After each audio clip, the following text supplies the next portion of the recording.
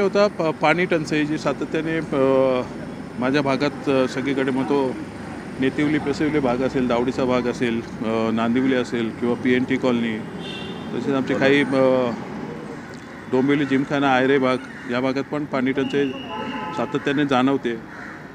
काही लोकांनी काही लोक उपोषणाला बसली होती मागच्या 10 दिवसात. काही लोकांनी मोर्चे नेले, काही लोक आता अनंतमसारख्या ठिकाणी एकत्र जमा झाले होते. एकंदरीतच पाण्याची भीषण अवस्था आहे. आम्ही आज ती मीटिंग घेतली आणि त्यांना हेच सांगितलं की जास्त काही प्रयत्न करू नका तुम्ही.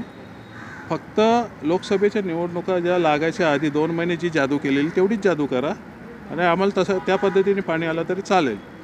त्यांना आमच्या पद्धतीने काय उपाययोजना करायचे आहेत, नाही केले तर आम्ही काय करू हे आम्ही सर्व त्यांना सांगितलेलं आहे. बघू आता सोमवारपर्यंत त्यांनी सांगितलं की टप्प्याटप्प्यात आम्ही हे करू. अनाशी आजच जांभूळला जो पाणी शुद्धीकरणचा जो प्रकल्प आहे त्याला साफसफाईचं काम निघालं आहे. त्यामुळे 2 दिवस असे पाण्याचा प्रेशर कमी राहणार आहे. आम्ही त्यांना थोडा अवधी दिला 1-5-7 दिवसाचा की साधारण सोमवारपर्यंत हे परिस्थिती सुधारली नाही तर आम्ही MIDCवर मोठा मोर्चा नेणार आहोत.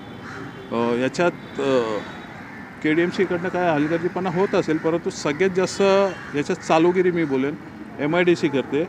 कारण सातत्याने आम्हाला खोटे आकडे द्यायचे, तुम्हाला 80 MLDच्या वर पाणी येतो, परंतु तशी परिस्थिती सध्या दिसत नाही आहे. त्यामुळे आमच्या सर्वांचा जनतेचा जो रोष आहे तो मुख्यतः MIDCवर आहे. आणि आम्ही पाण्याचा जो पुरवठा सुरळीत झाला नाही, सुरळीत प्रेशर आलं नाही तर येत्या सोमवारनंतर आम्ही आमची अधिवेशनही संपते आणि आम्ही आमची दिशा ठरवून एक प्रचंड मोर्चा नेणार आहोत. आयुक्तांनी आम्हाला काही गोष्टी सांगितल्या की परिस्थिती अशी आहे, काही ठिकाणी अमृतची कामं थांबलेली आहेत, ती कशी गतिमान करता येतील. एकंदरीत त्यांचा रिस्पॉन्स पॉझिटिव्ह होता. बघूया आता एकत्रित शेवटी हे जायला लागेल, कारण MIDC आणि KDMC दोन्ही संस्था मिळून काम करत आहेत. त्यात तिसरी अमृत योजना एक आलेली आहे. काही पर्याय काढलेले आहेत, येत्या दिवसात काही दिसतील पॉझिटिव्ह. आधीच आयोजित केलेली विधानसभेत अनेकदा बोललो आहे. आमचा कल्याण डोंबिवलीचा जो हक्काचा 140 MLD स्टेमचा पाणी कोटा जो रिझर्व कोटा आहे तोही पळवण्याचा घाट काही लोकांचा चालला आहे आणि दुर्दैवाने इथले कोणी लक्षही देत नाही आहे.